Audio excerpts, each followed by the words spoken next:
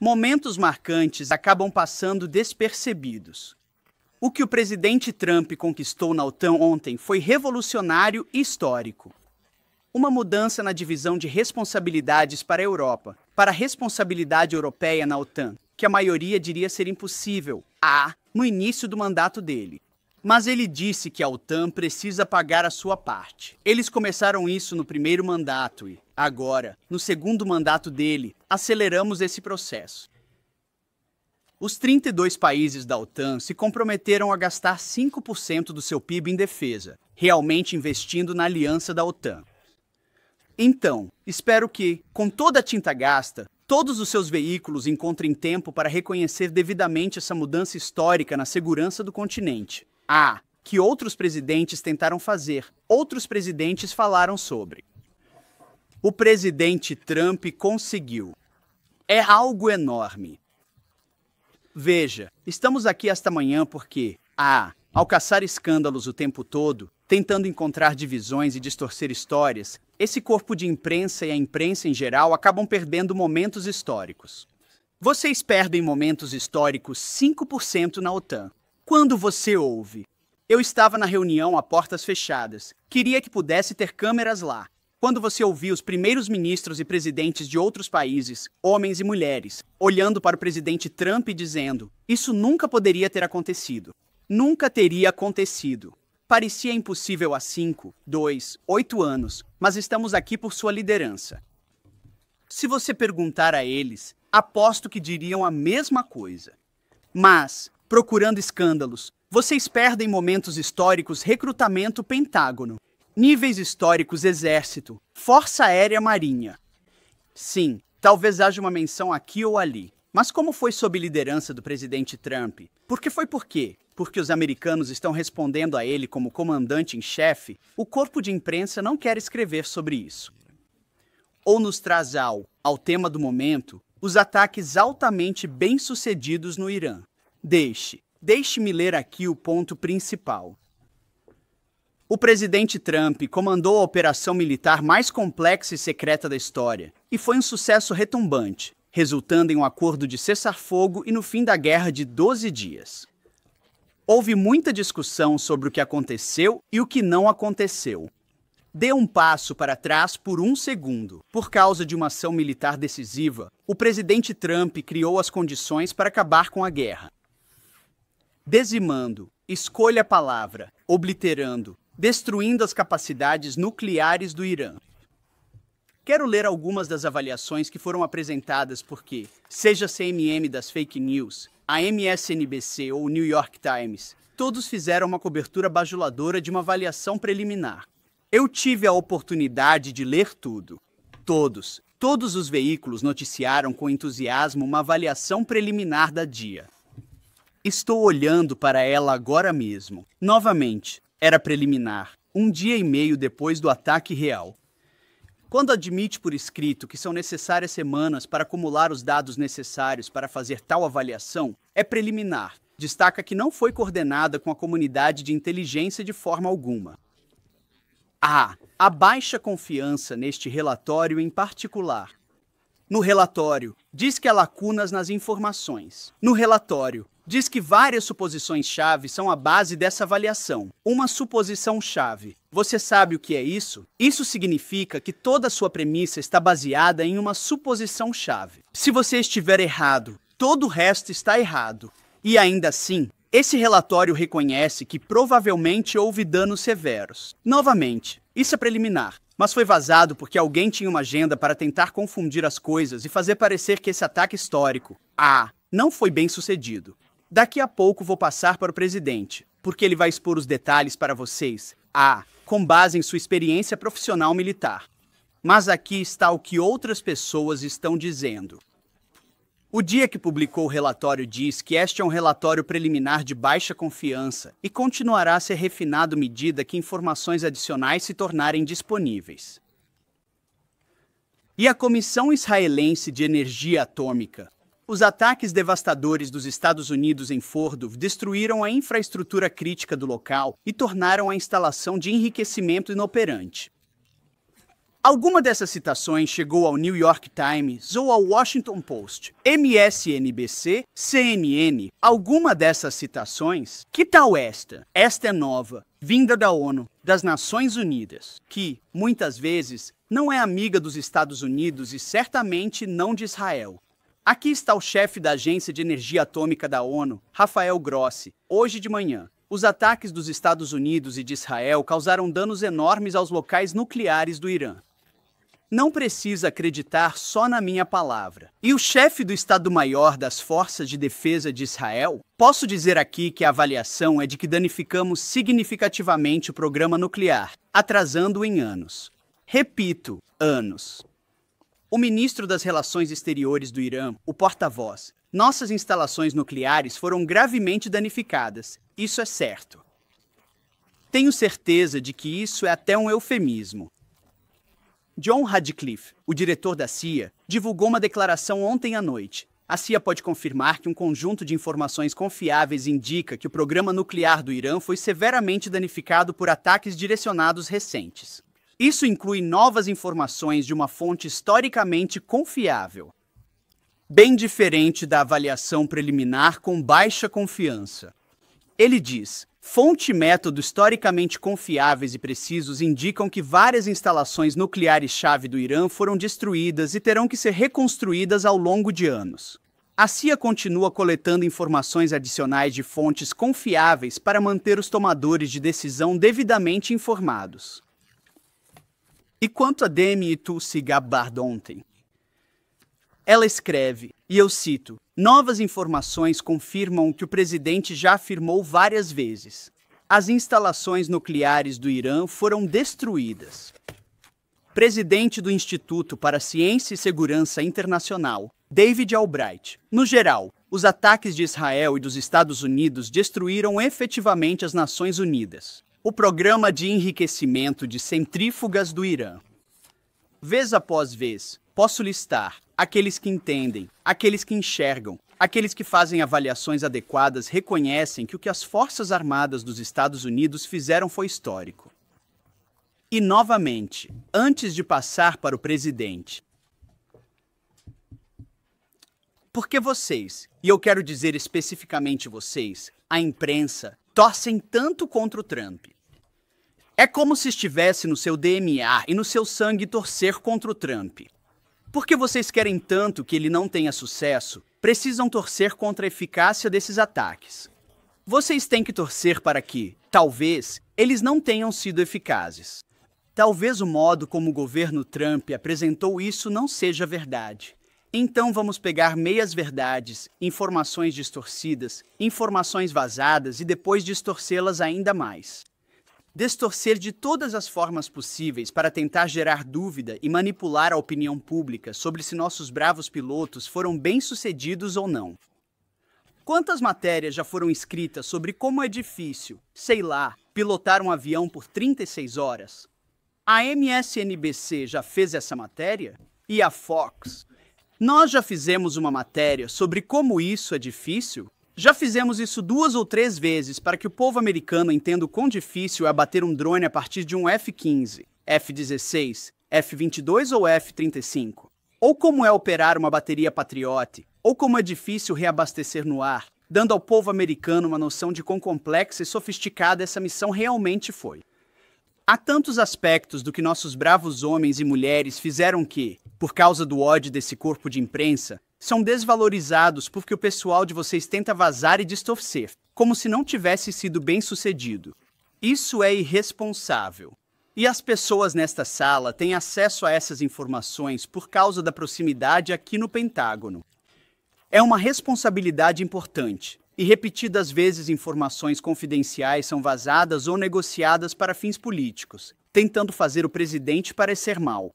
E o que está realmente acontecendo é que vocês estão minando o sucesso de pilotos incríveis de B-2, de F-35, de reabastecedores excepcionais e de defensores aéreos extraordinários que cumpriram sua missão, atrasaram o programa nuclear de uma forma que outros presidentes só poderiam sonhar.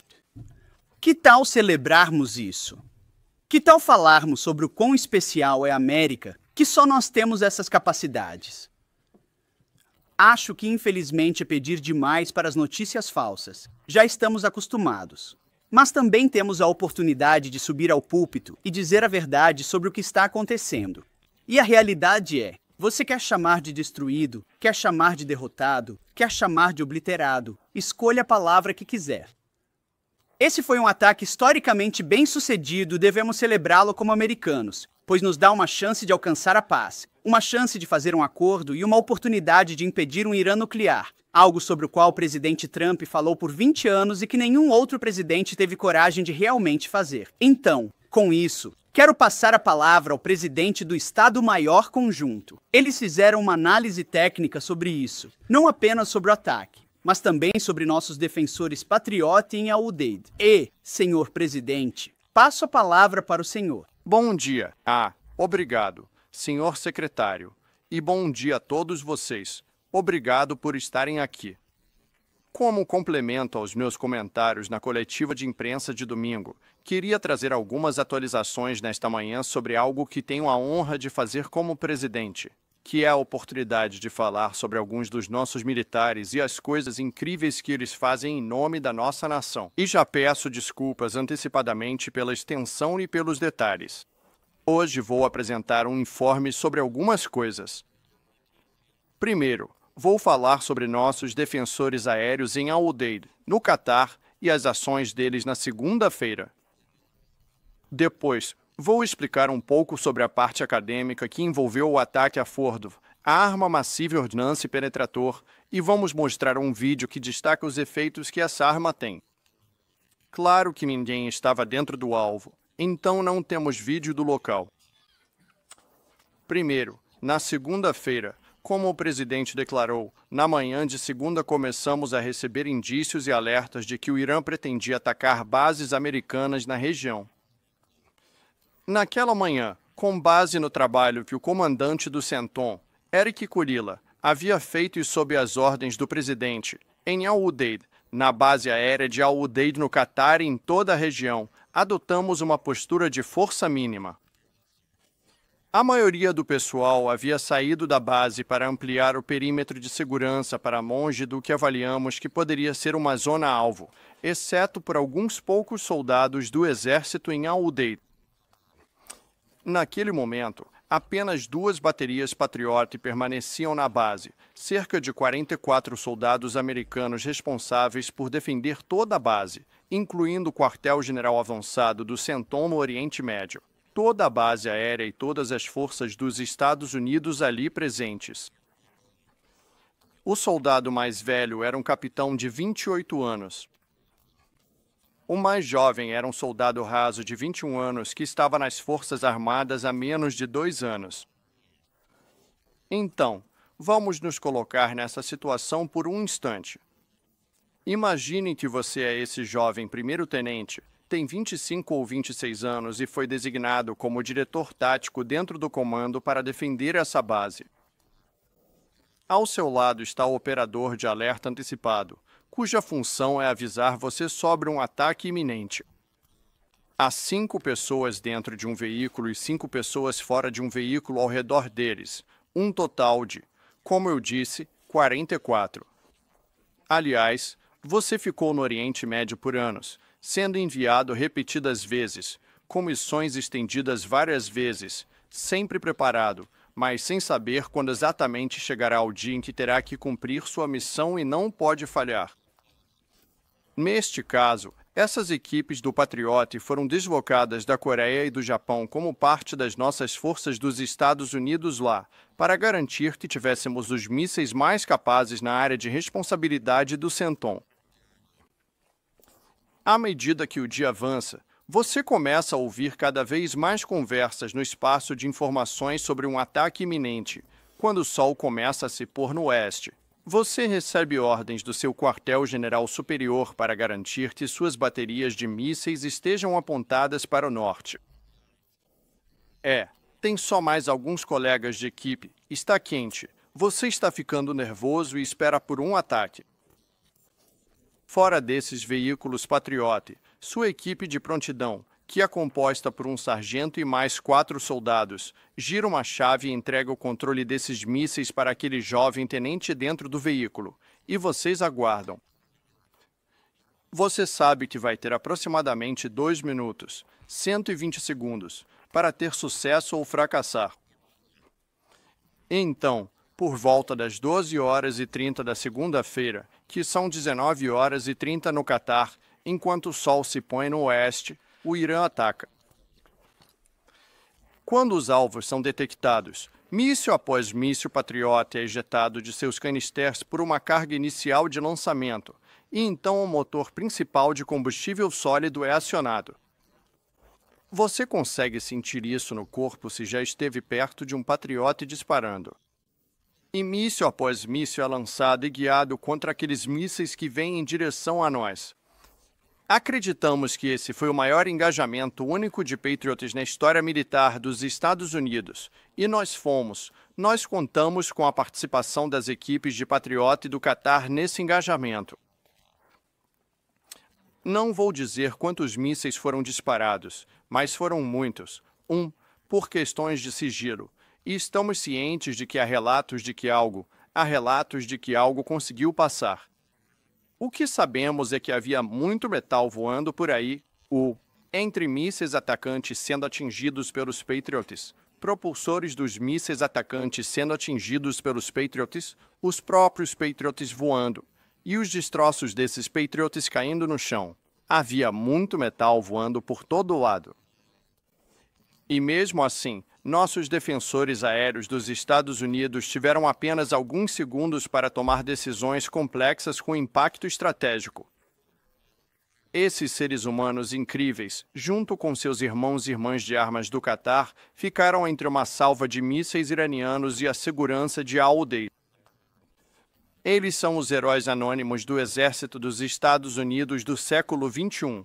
E eu sei que muitos de vocês já viram os vídeos online e a empolgação quando aqueles Patriots saíram de seus lançadores, subiram e foram guiados. Isso realmente demonstra a capacidade de combate e o potencial dos nossos defensores aéreos do Exército.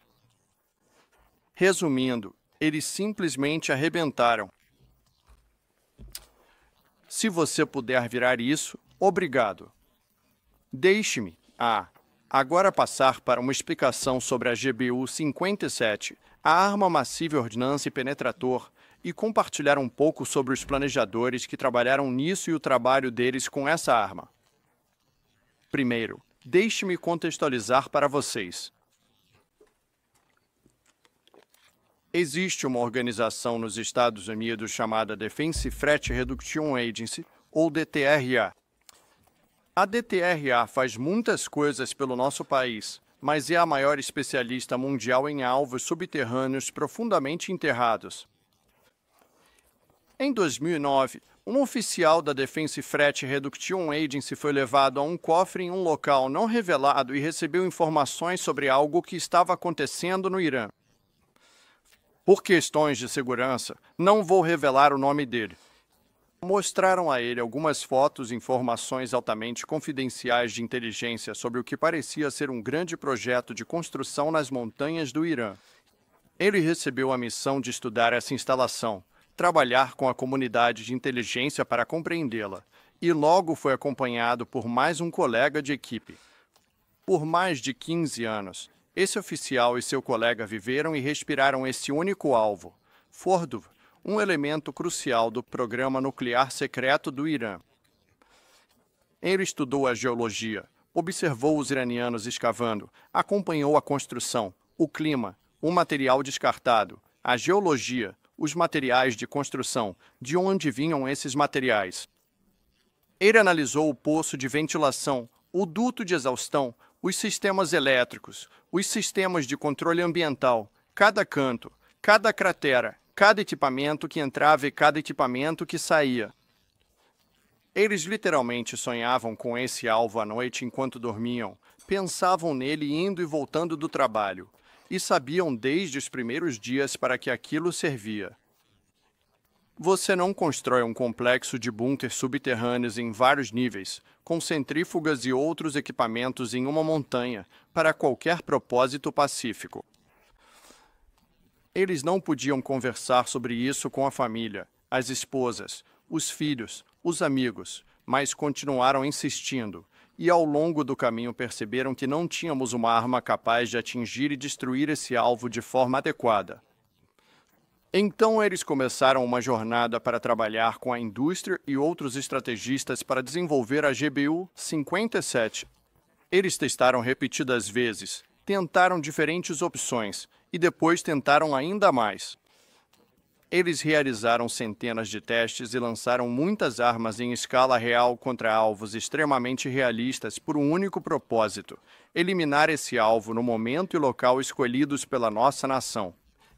E então, em um dia de junho de 2025, mais de 15 anos depois de começarem o trabalho de suas vidas, o telefone tocou e o presidente dos Estados Unidos ordenou que a Força B-2, que vocês apoiaram, fosse atacar e eliminar esse alvo.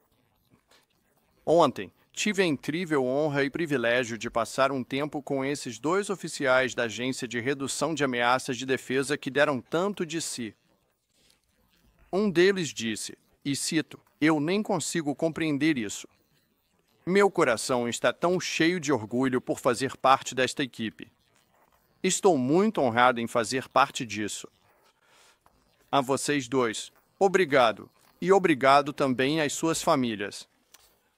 A Operação Midnight Hammer foi o auge desses 15 anos de trabalho incrível. As tripulações aéreas, as equipes de reabastecimento, as equipes de armamento que construíram as armas, as equipes de carregamento que as carregaram. Antes de passar este vídeo hoje, quero falar um pouco sobre armamento e o que envolve um ataque. Armamento é a ciência de avaliar um alvo. Mencionei todos aqueles fatores antes, que esses dois oficiais da DTRA haviam considerado. Em última análise, armamento é determinar a combinação certa de arma e espoleta para alcançar os efeitos desejados e a máxima destruição contra um alvo.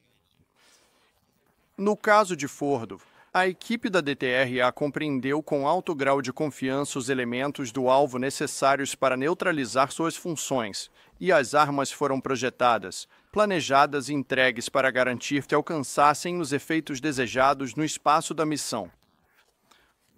Aliás, no início do seu desenvolvimento, tínhamos tantos doutores trabalhando no programa MOP fazendo modelagem e simulação que éramos, de forma discreta e secreta, os maiores usuários de horas de supercomputador nos Estados Unidos da América. Então, deixa eu falar um pouco sobre o gráfico. No GBU-57, que todos vocês, eu sei, sabem que é uma arma de 30 mil libras, lançada apenas pelo B-2. Ela é composta de aço, explosivo e uma espoleta programada, sob medida para cada arma, para alcançar um efeito específico dentro do alvo. Cada arma tinha um ângulo de impacto desejado único, chegada, direção final, e uma configuração de espoleta. A espoleta é, basicamente, o que diz a bomba quando ela deve funcionar. Quanto maior o atraso na espoleta, mais profundamente a arma vai penetrar e avançar dentro do alvo. Então, em Fordo, em junho de 2008, vocês podem ver esses 3 buracos. Aqui está representado o eixo principal de exaustão com 2 eixos de ventilação adicionais em cada lado. Os Estados Unidos decidiram atacar esses 2 eixos de ventilação, como mostrado aqui no gráfico principal, como ponto de entrada primário para o espaço da missão. Nos dias que antecederam o ataque contra Fordo, os iranianos tentaram cobrir os eixos com concreto, para tentar impedir, um ataque. Não vou compartilhar as dimensões específicas da tampa de concreto, mas vocês devem saber que nós sabemos quais eram as dimensões dessas tampas de concreto. Os planejadores tiveram que levar isso em consideração. Eles consideraram tudo. A tampa foi removida à força pela primeira arma e o eixo principal foi exposto. As armas 2, 3, 4 e 5 tinham a missão de entrar no eixo principal, descer para dentro do complexo a mais de 300 metros por segundo e explodir no espaço da missão. A arma número 6 foi projetada em cada lado, então havia 6 de cada lado. A arma número 6 foi projetada como uma arma flexível para nos permitir cobrir caso um dos jatos anteriores ou uma das armas anteriores, não funcionasse. O vídeo que estou prestes a mostrar para vocês é o resultado de mais de 15 anos de desenvolvimento e testes. Como eu disse, centenas de testes em vários modelos.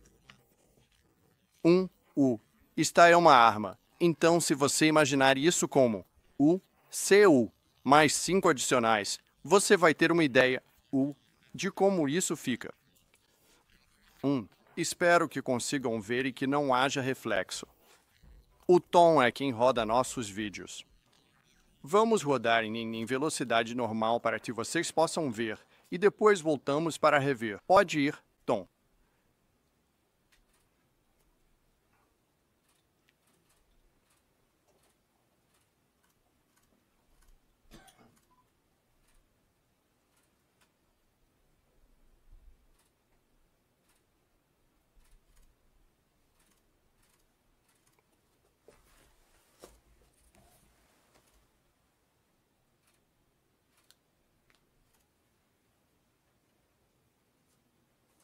Deixa rodar por 1 minuto. Vocês vão ver dentro do espaço da missão.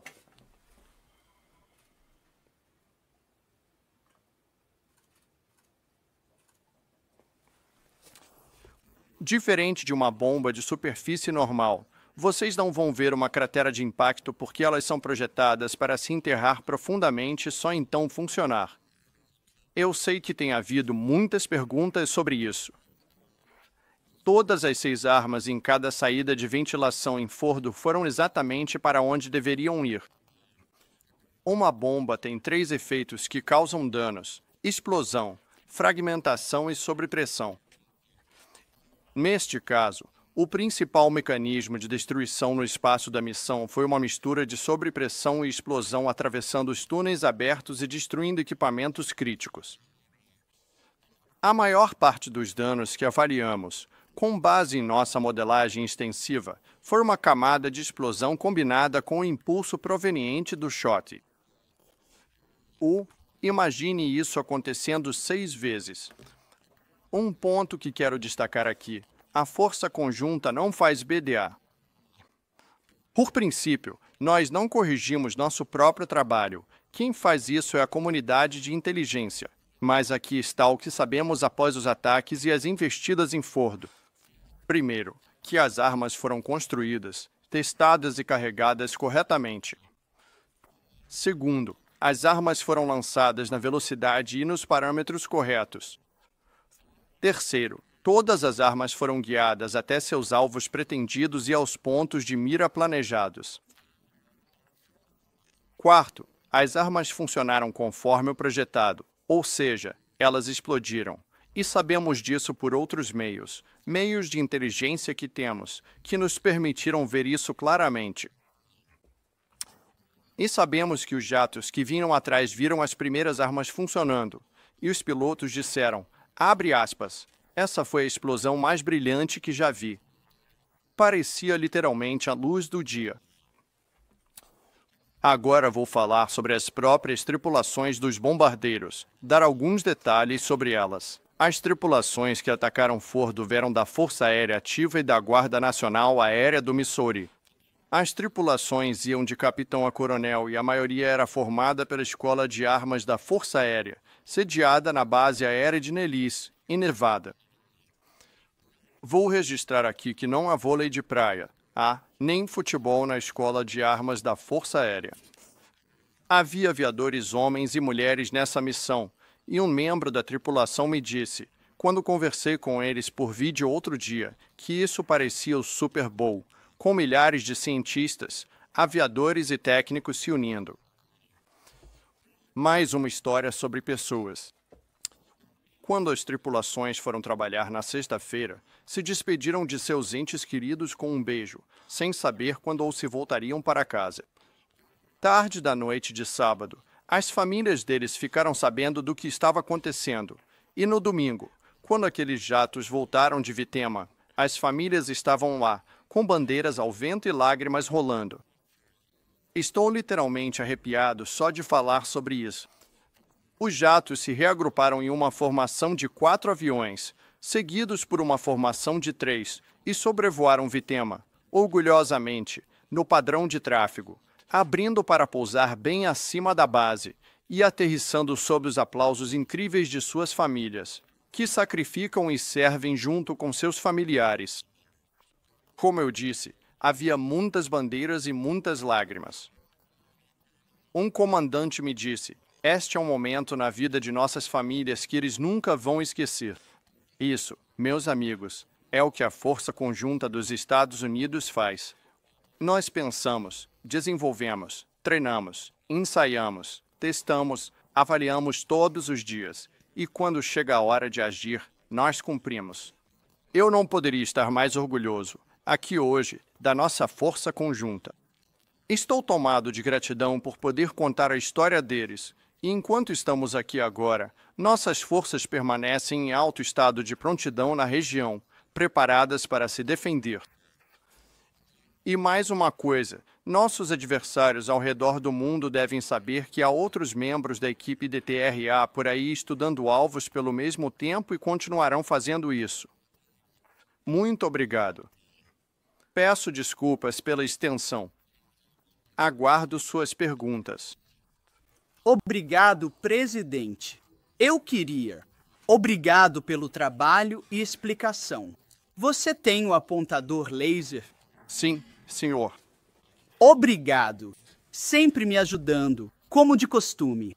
Quero dizer, mesmo só nos relatos públicos, se você olhar o eixo pós-ataque dos 3 buracos, a maioria, e com razão, a maioria das especulações é de que esses são os 3 pontos de impacto.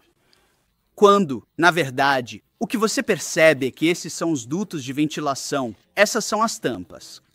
A primeira munição tirou a tampa e as outras 5 desceram pelo buraco central, que, se você está planejando o alvo, seria o ideal para atingir diretamente o fundo.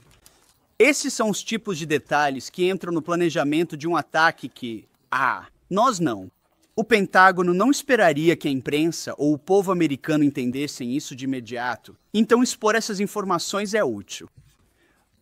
Mas é também por isso que pedimos um tempo, um momento, 1 ou 2 dias, a oportunidade de contar essa história, porque, como o chefe disse, esses homens e mulheres que realizaram essa missão só querem fazer o trabalho deles. Eles não esperam que a história deles seja contada. Eles não esperam reconhecimento. Eles são gratos pelas bandeiras e pelos abraços da família. É por isso que eles fazem esse trabalho. Mas eles também sabem que fizeram parte de algo histórico. A gente sabe o quão histórico foi. O chefe sabe. Eu sei. Nossas equipes sabem. E é por isso que nós estamos. E o presidente dos Estados Unidos também sabe. E é por isso que, chega a ser pessoal quando vemos a forma como vazamentos são usados para tentar desmerecer o resultado ou confundir as pessoas sobre o impacto do que aconteceu, sem responsabilidade com a informação e sem permitir que os profissionais avaliem e forneçam essas informações, assim como o chefe fez.